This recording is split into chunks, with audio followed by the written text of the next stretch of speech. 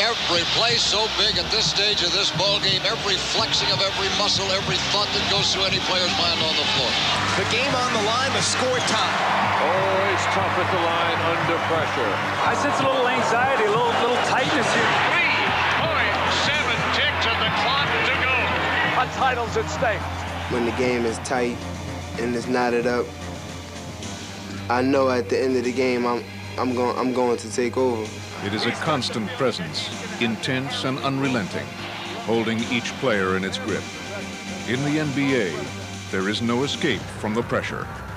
It's a feeling of power because you sort of control the team's destiny, you know, whether you're going to lose or whether you're going to win. These are the moments. And performing under pressure is a true measure of greatness. The season is on the line. Get him off the block. Place the defense. Push him. Minute to go.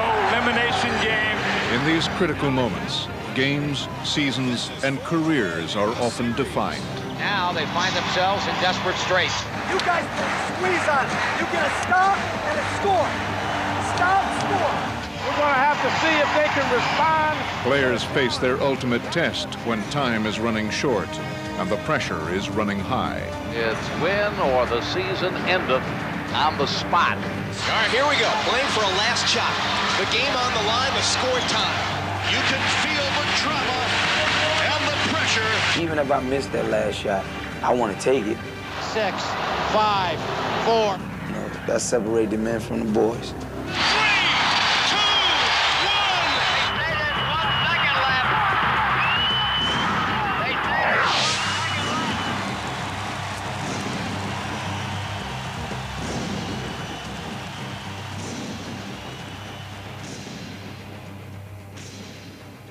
In the NBA, pressure comes in many different forms, and you'll see exactly what I mean during this video as we look at some of the league's greatest pressure players and performances.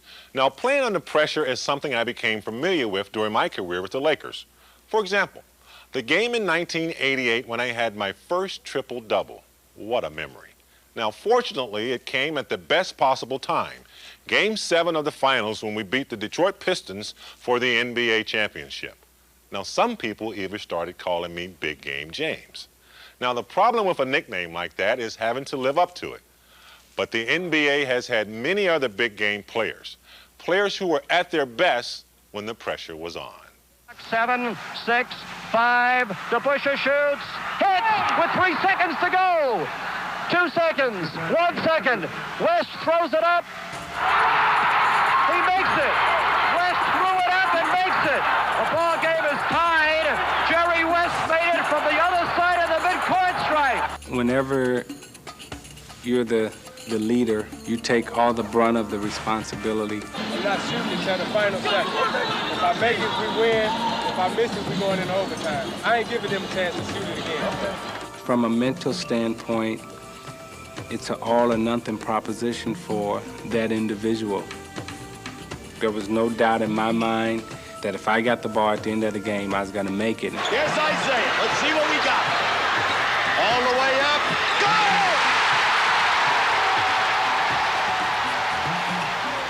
When you're talking about sacrificing and putting all that on the line, that's what separates great from good.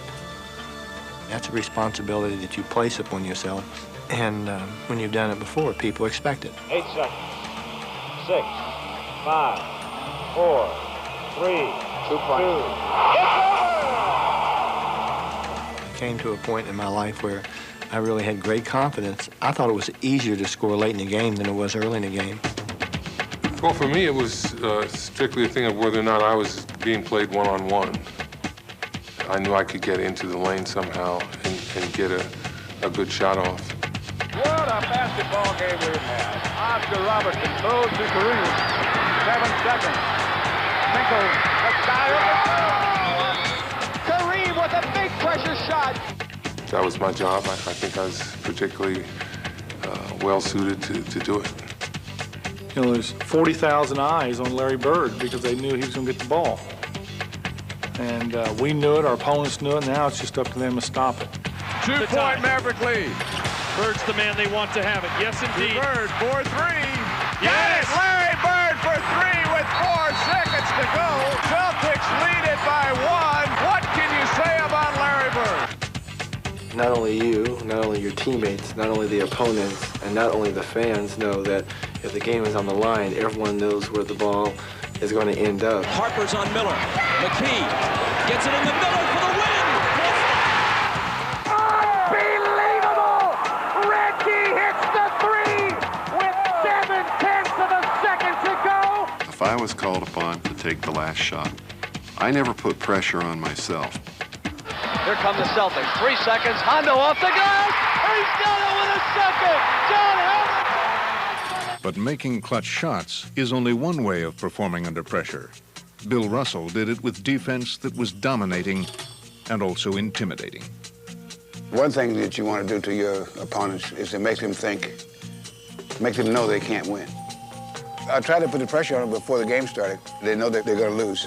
And just how they were going to lose was the only question for them. That's what I wanted them to think when they came to the game. West all alone. Look at Russell come down. And what a play by Russell! We shut a guy down or block a guy's shot and say, yes, we did that to you. If you come back, we'll do it again.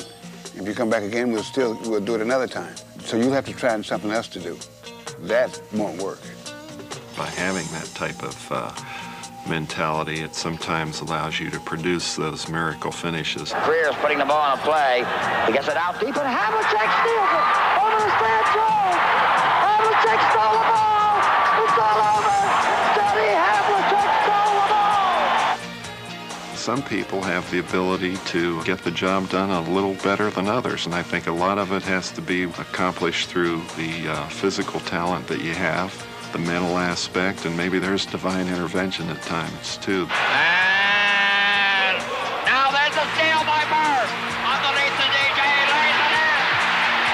Right up 1 second left. What a play by Bird.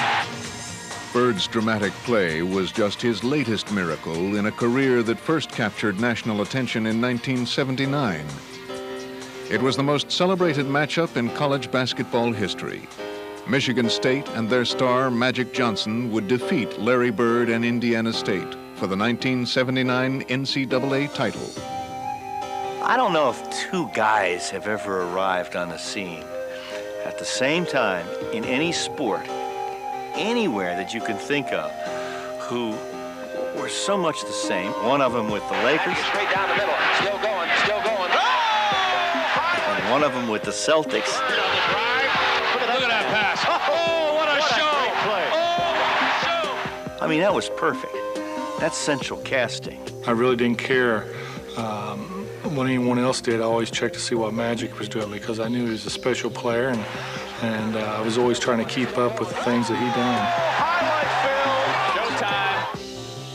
I like the fact that we came in together because it gave me a sense of shooting for the stars. And I knew I had to play every single night to keep up with Larry Bird over here on the East. In 1984, they renewed their rivalry in the NBA Finals. But this time, Bird would lead his Celtics past Johnson's Lakers in 7 games. Several chances, and here's Larry Bird chucking down the court. It didn't sit well because I pride myself in being one of the best players to ever play in this game in the clutch situation, in the pressure situation, and I didn't come through for my team. But the 1985 finals would provide Magic with an immediate chance for revenge. And it would come on the parquet floor of his adversary as the Lakers looked to seal the title in Game 6.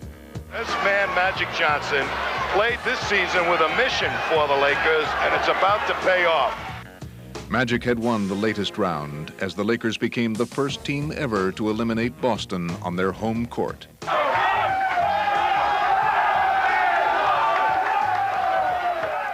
With one victory each, Bird and Magic would have their third and last NBA Finals showdown in 1987.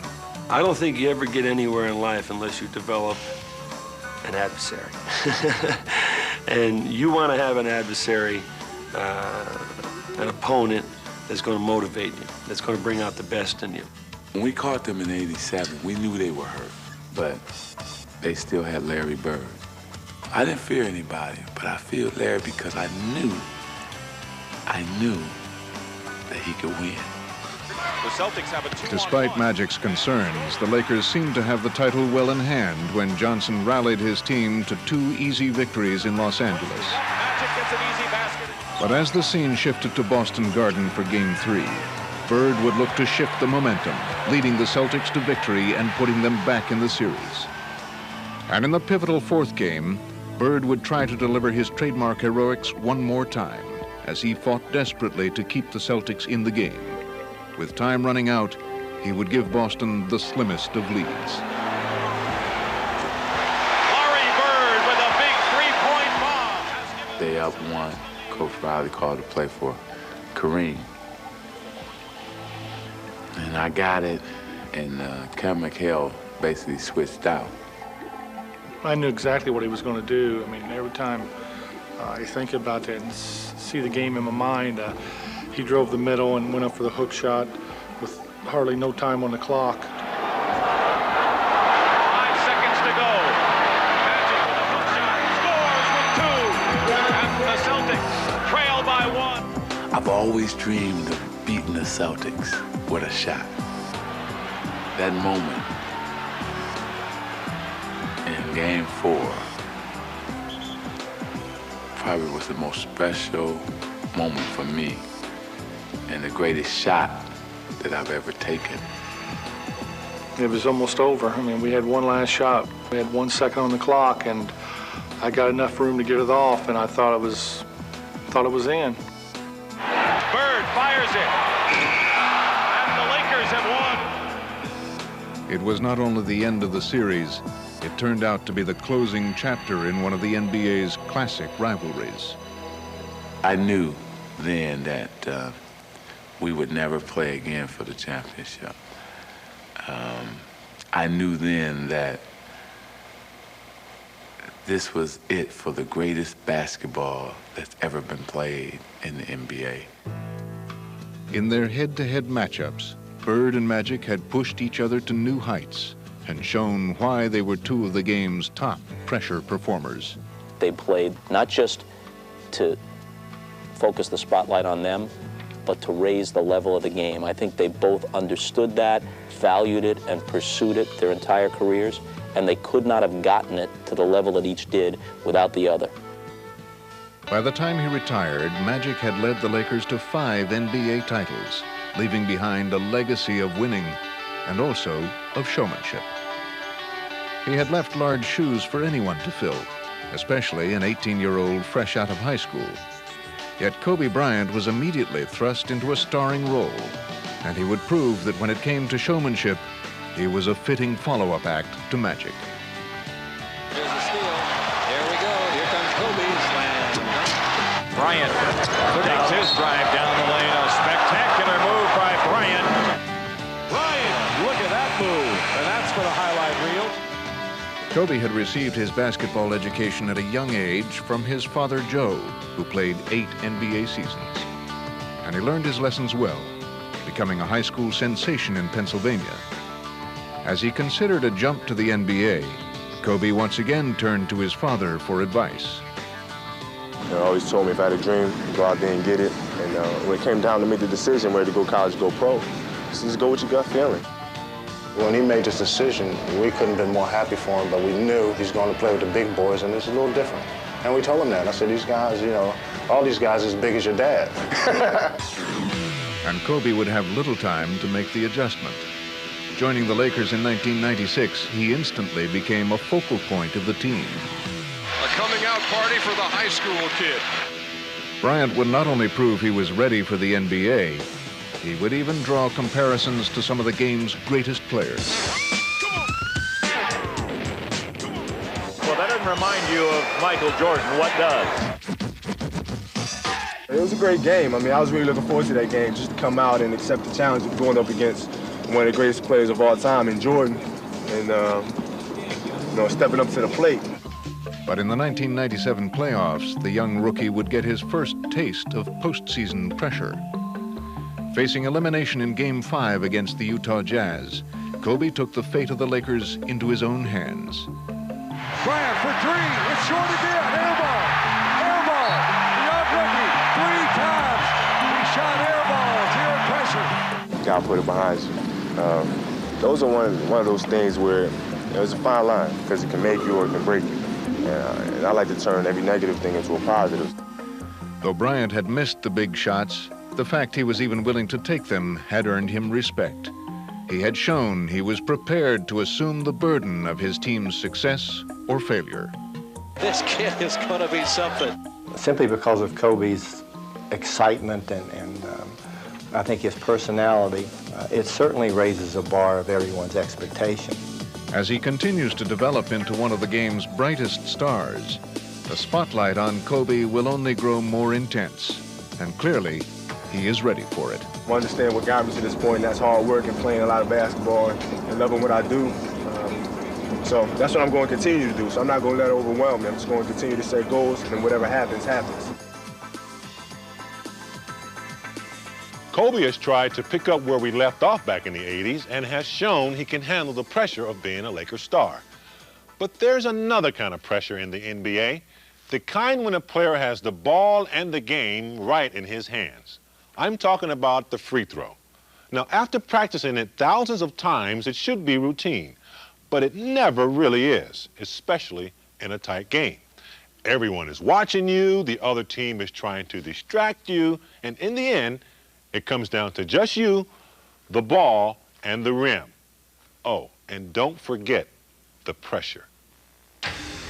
The tip-off of an NBA game triggers 48 minutes of perpetual motion. It is a breathtaking rush of slam dunks, fast breaks, and non-stop action. But there also comes a moment in every game when time stands still, and one player stands alone with the ball in his hands and the pressure on his shoulders. It is the solitary struggle known as the free throw, presenting a classic duel of man against himself. It's the easiest part of the game. It's the only part of the game of basketball where you're not having someone attempting to stop you from doing it. It's the only consistent and constant in the game. You're 15 feet from the basket, the ball is the same size, the basket is the same size. When you get to the line, everything is natural. You're hanging down, totally relaxed. The shot is a much softer shot. You have 2 hands to control the flight of the ball, and you actually start developing a feel and a touch for it. Rick Barry should know he was one of the game's best foul shooters. The old underhand free throw. He put 60 in a row in. Using his unorthodox style, Barry led the league in free throw shooting 5 times and averaged 90% for his career. Yet some of the game's most dominant players who overpowered all opponents would find their most difficult obstacle at the foul line. Me, they went to for the points, they went to for defense, they went to for rebounding, they went to for assists, they went to whatever the game asked, they went to for me. You understand? They didn't go to me to shoot the technical foul. Sorry about that. It's not a macho shot. It's astounding to me that it's such an abused part of the game of basketball, and it's cost a lot of teams chances to go on for championships. That is something Nick Anderson can attest to. In Game 1 of the 1995 finals, he had 4 chances to seal a victory. Nick Anderson at the line, usually a dependable free throw shooter. And another miss. And he misses 4 straight. Houston would tie the game and then defeat Orlando in overtime on their way to a 4-game sweep. The players who have confidence in themselves, they want the ball in their hands because they have the belief that they're going to be able to do something positive with it. There's some guys that just absolutely love it. They've got that focus. They've got that rhythm and pattern that they do every single time they're in a pressure situation. And they can walk up there and they've got the banners flying all over the place and the decibel levels up, but they just block it all out. Making free throws in a clutch situation requires a cool head, a steady hand, and nerves of steel. Qualities that are possessed in abundance by one of the greatest point guards in NBA history, John Stockton of the Utah Jazz. During his brilliant career, Stockton has helped Utah become one of the NBA's elite teams. But in the 1999 playoffs, Stockton and the veteran Jazz faced enormous pressure from the upstart Sacramento Kings, who threatened to send Utah to a rare first-round exit. Maxwell hits the three, 81-76, Kings by 5. With the Jazz needing a comeback to keep their season alive, it was the kind of challenge Stockton had answered time and time again. The kind he had prepared for since his childhood in Spokane, Washington, when he first kindled his competitive fire. John has a great memory for his youth, and you know, he just as soon not lose to anybody in anything, whether that's playing pool in the basement or basketball on a Sunday afternoon. John would develop into one of basketball's top floor generals, and in the heat of every battle, he would display his cool style of leadership, directing the Jazz with composure and firm control. I don't think John looks at pressure. I think he looks at the game. In my opinion, after being around him, he looks at it as just having fun playing. And that's what it should be. I mean, it's supposed to be fun. Stop, look for Malone underneath, goes in the air, bank shot, a beautiful play by Stockton. Oh, what a play. I never saw a guy come out and play with the tenacity he plays with.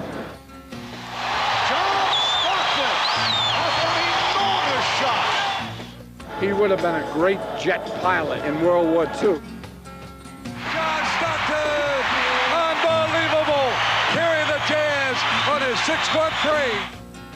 The part I enjoy is trying to win and doing whatever it takes to win, and I try to stay focused on what my job is out there. And it's a simple game, and it's a great game when there's an intensity and a willingness to bring your lunch pail with you every day and go to work.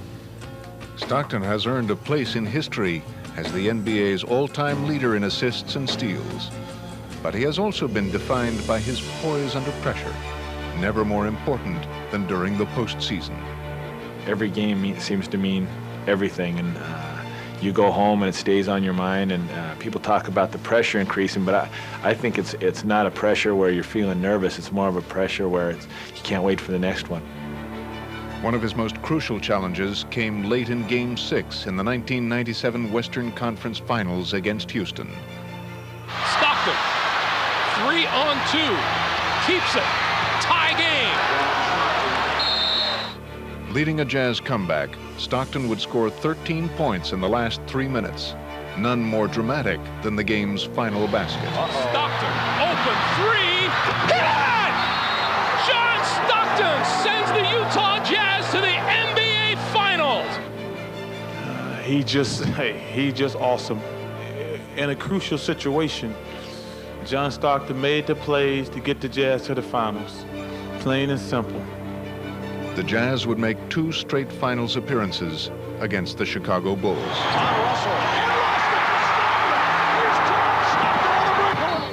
But each time, Michael Jordan and the Bulls denied their championship dream.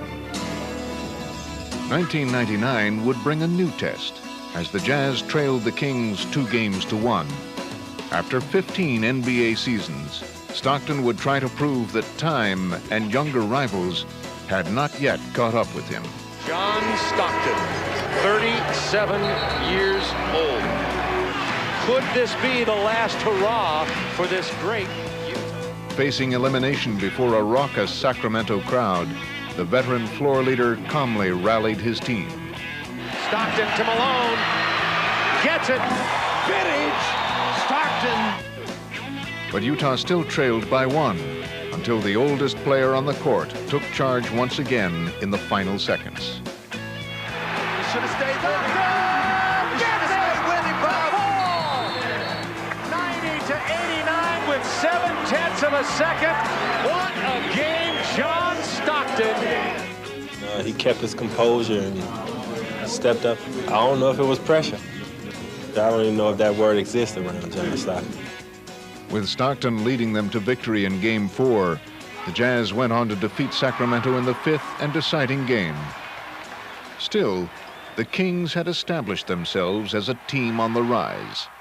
And leading the way was Jason Williams, a rookie who had been thrust into the pressure-packed role of NBA point guard.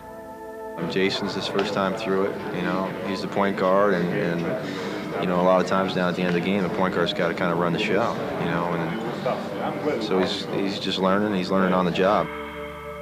I wish we had a veteran point guard with him that we would kind of ease him into it, where all the pressure is on his shoulders, but that's not the case. Despite his youth, Williams seemed unfazed by the challenge of directing his team. I thought I'd be real nervous for my first game, but after that game, and I wasn't nervous for that game, so there's no need to be nervous now, you know. I mean, that's my job, just go out and play ball. He would play with the poise of a veteran, but also with his own fresh blend of style and flair. The young fella got a little flavor in his game. Jason Williams, how does he do it? How does he do it? Weber again posting up. Williams to the hole. I tell you, Cotton, this guy's amazing. Got into training camp, and I mean, you just see some of the things that he was doing. I just couldn't wait for the season to start so we could start beating up on some other guys. One break. Oh, baby! Behind the back, and they delivered. They love it here. Now I'm dazzled. Other guys might make a crossover dribble, but he does it different. He does it in a way that you notice it.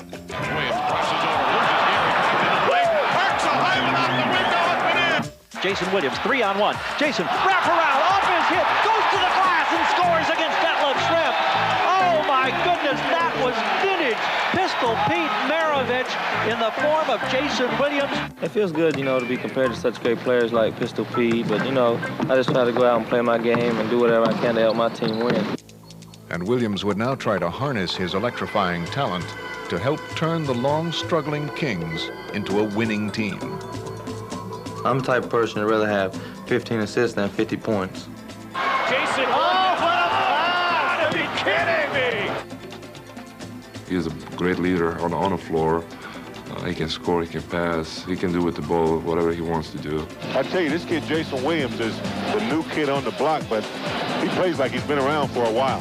He has the vision on the court, in the open court, of guys that, you know, they're pretty good names in Stockton, Magic Johnson, Jason Kidd, those type of people. He has that vision.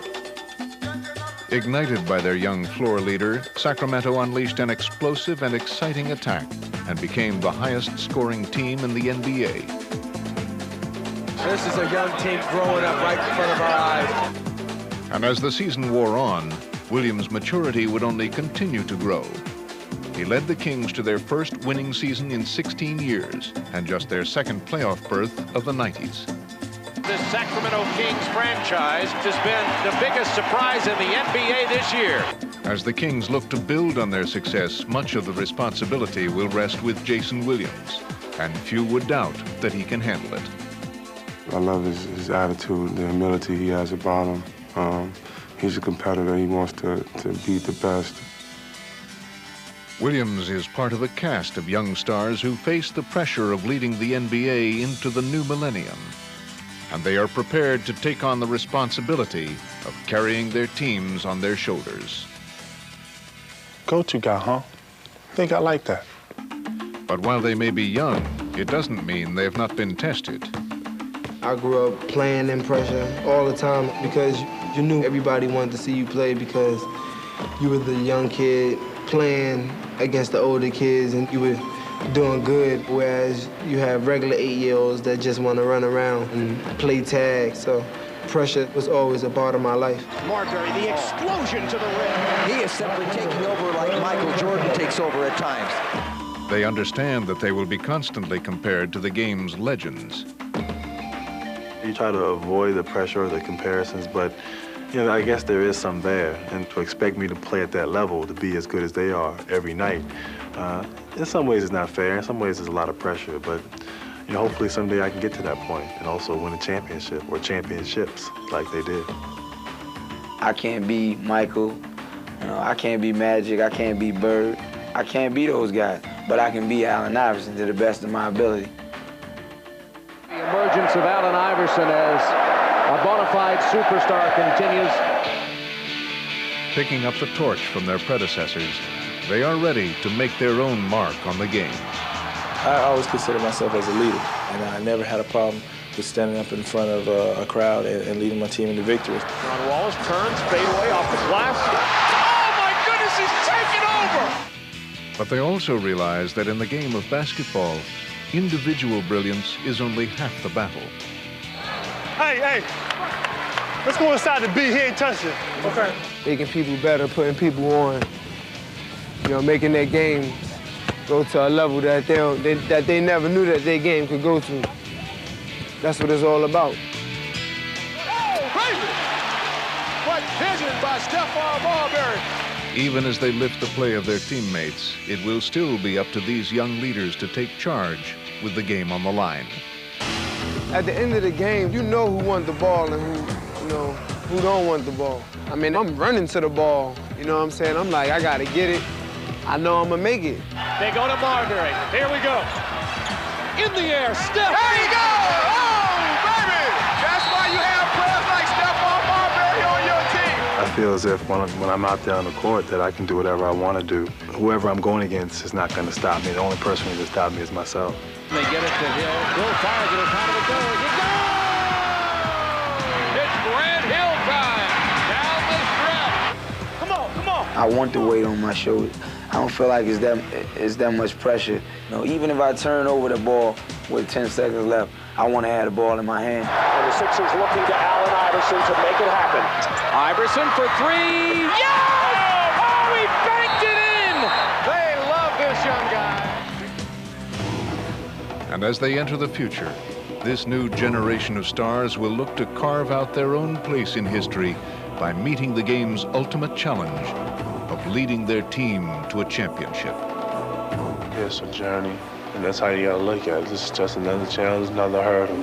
And if I want to win a championship, if I want to get to the finals, then I have no choice but to take the challenge and go with it.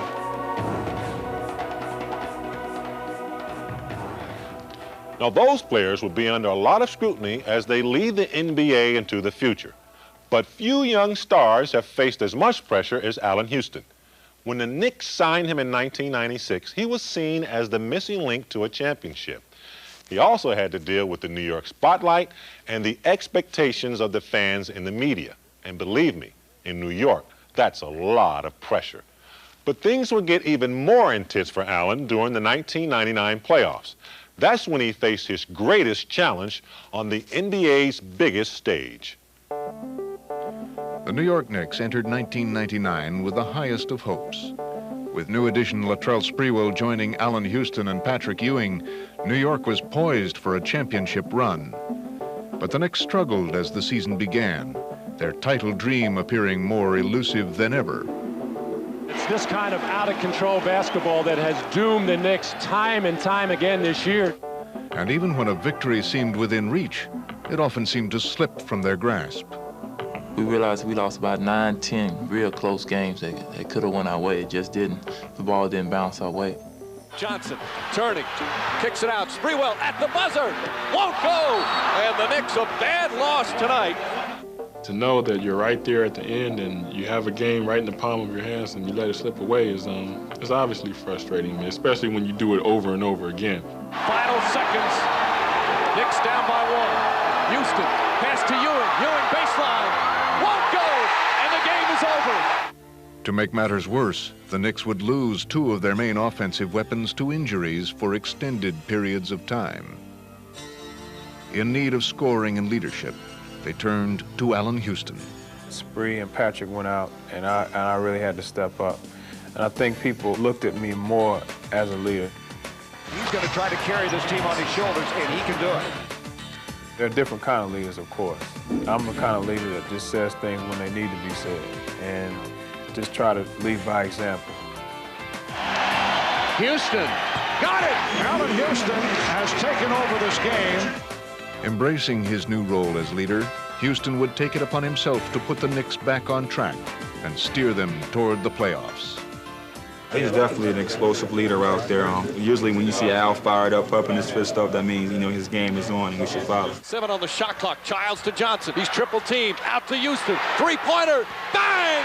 Allen Houston from downtown. You're talking about leading the team. I mean, that's flat out leading the team. And the Knicks win a thriller in overtime tonight here at the Garden. Rallying behind Houston, the Knicks salvaged the 8th and final playoff spot. But staring them in the face were their arch rivals, the top-seeded Miami Heat, with vengeance on their minds after being eliminated by New York the year before. It was on instantly. I mean, you knew. Once we knew we were in the playoffs and we were facing Miami, I mean, there was a look in guys' eyes like, this is for real. The Heat had a score to settle, but the Knicks would have a 2-1 lead in this ferocious battle. It has been a war all night long, and that's what the playoffs are all about. But on their home court in Game 4, New York fumbled away a chance to finish off the Heat, setting up a 5th and deciding game in Miami. The Knicks blow a golden opportunity, and the Miami Heat even the series in 2 games apiece. We have to just not look behind us, and we have to look forward and know that if we're going to win, we have to take it. It's not, it's not going to be given to us at all. As he had all season, Houston would try to carry the Knicks through this Game 5 showdown in what loomed as the fiercest contest of all between these 2 bitter rivals. What a war we have here in Miami tonight. Weatherspoon blocked by Camby. Camby rejected the Weatherspoon shot. Here comes Childs. The lob for Camby. Have you seen New York play better all season? Here's Hardaway. 2 seconds left. Hardaway got it up. This is absolutely stunning. Ewing just outworked everybody else, giving his team one more chance. This New York Knicks team is giving them everything they can handle today. Lonzo Mourning, the jump hook rattles down. Miami goes up 1. And the Heat would have a chance to put the Knicks away for good in the final seconds of the game. Miami's offense is designed to use 24 seconds, so the Knicks are going to have to play some defense. Hardaway lost it. Larry Johnson has it for New York. Here's Sprewell. Timeout, New York. Tim cannot believe it. Now trailing by 1, their season hanging in the balance, New York was in need of a last-second hero. Miami leads New York 77-76 and 4.5 left in the game. Charlie Ward inbounding on the right sideline. Houston pops out up top, down the lane, running jumper off the front rim and in. New York wins. This time Allen Houston is legit. He is the hero. He seals the deal. And the New York Knicks have become the second number 8 team in NBA history to knock off a number 1. I think this is the biggest shot ever for me. It feels great. That's what basketball moments when you've worked all your life and you worked hard, those are the moments you live for. And hopefully, the next round, there'll be other ones. The shot had given the Knicks new life and Houston new confidence. He would lead them to an easy sweep of Atlanta.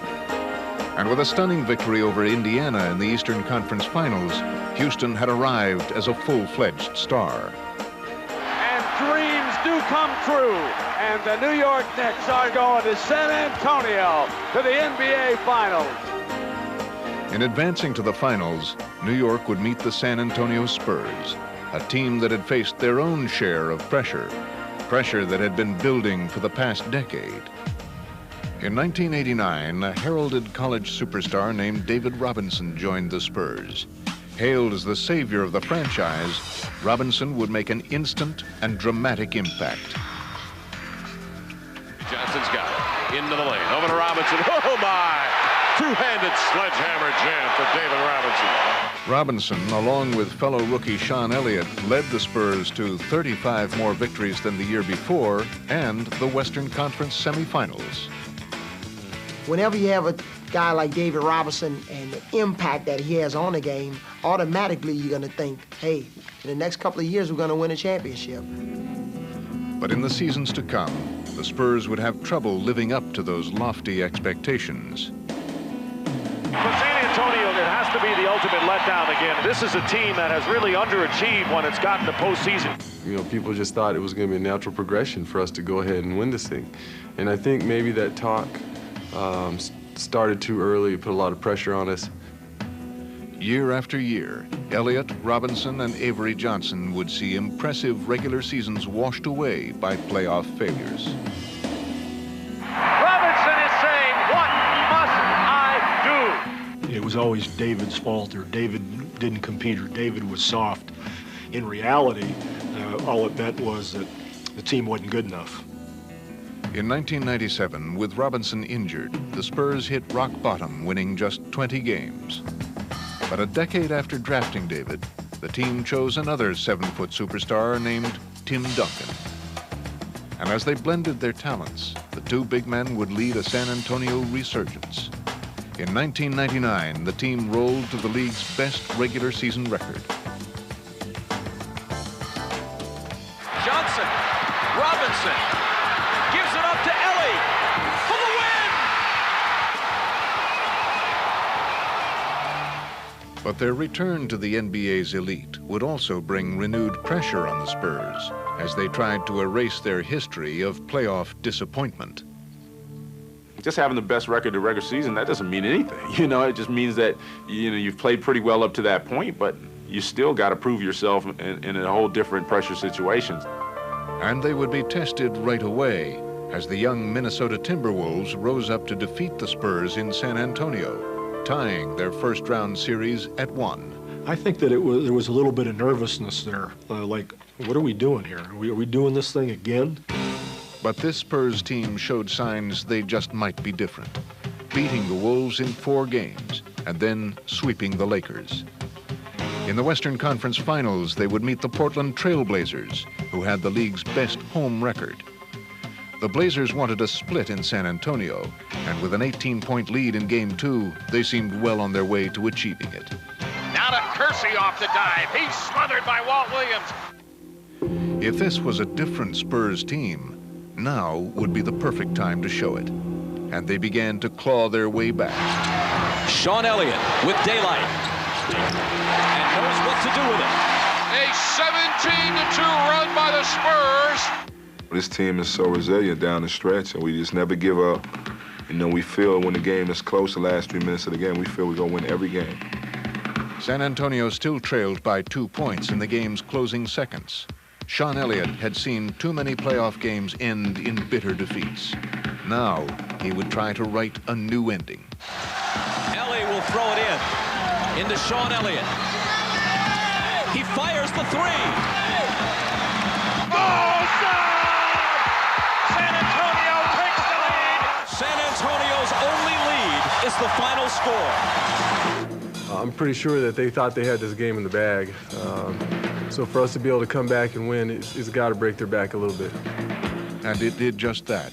Portland never recovered as the Spurs completed their second straight sweep. Feels good, but, you know, still more out. I'm excited, but we got to reach our goal. The Spurs' final test would come against Allen Houston and the New York Knicks in the NBA Finals. San Antonio battled their way to a commanding 3-1 lead. But even as they came to the brink of their first NBA championship, they were intent on maintaining their resolve. We ain't did nothing yet, so let's come with the same intensity. Let's go. 1, 2, 3. Defense. And for the veteran David Robinson, the quest that had begun a decade earlier was now nearly complete. I just remember all the trials, and I remember it all as real, you know, challenging but positive. I mean, for me, you know, it really taught me how to reach down and get a little something else out of myself.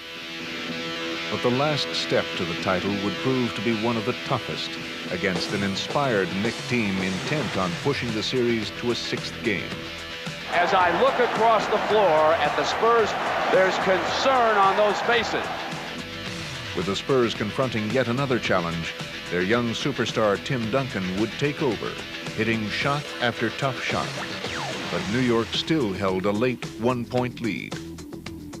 Now, who else besides Duncan will stand up for the Spurs? The championship awaits. Every one of our guys has taken a lot of, you know, criticism as far as, you know, Avery, they say, oh, you never win with that point guard. Sean, you know, they say stuff about him. Me, they say stuff about me. So it's one of those situations where Avery and Sean and I can kind of sit there and look at each other, and we have that bond. Now, in the final minute of Game 5, San Antonio would have the ball, and an opportunity to silence their critics once and for all.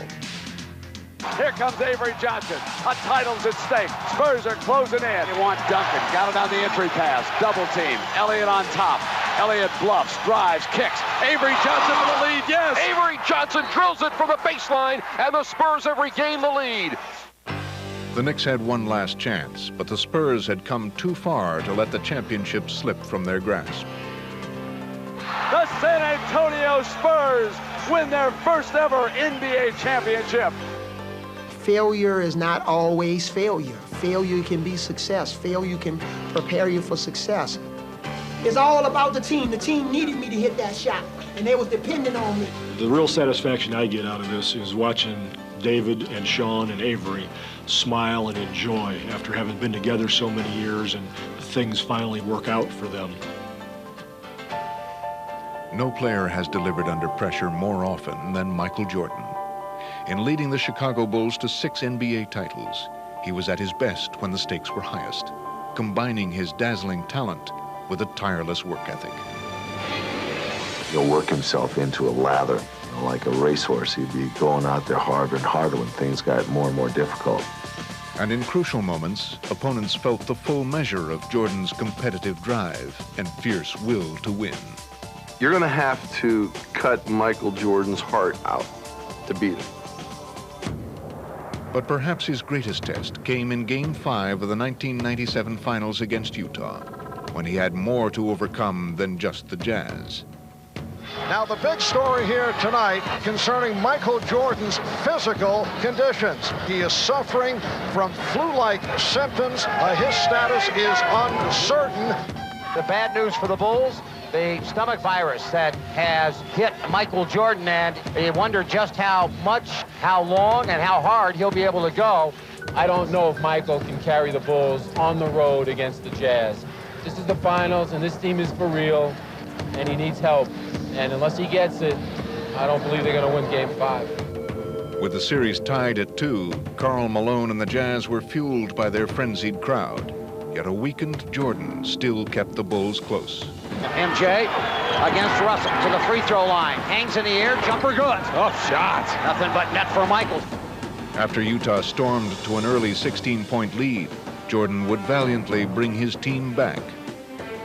And Jordan with 12 of his 16 points here in the second quarter. And the steal by Jordan.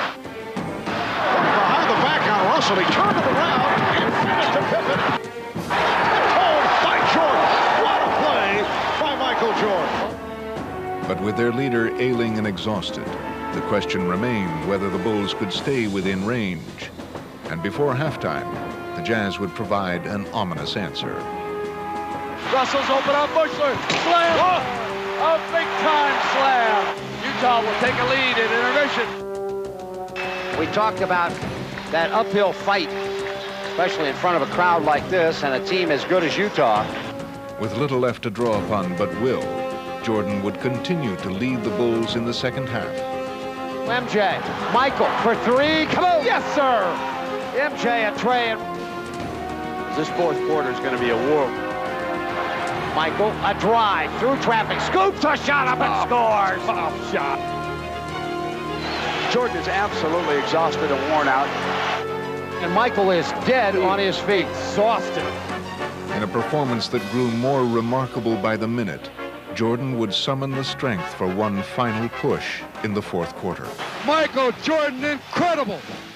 But as this pivotal contest reached its waning moments, the Jazz would once again look to seize control of the game and the series.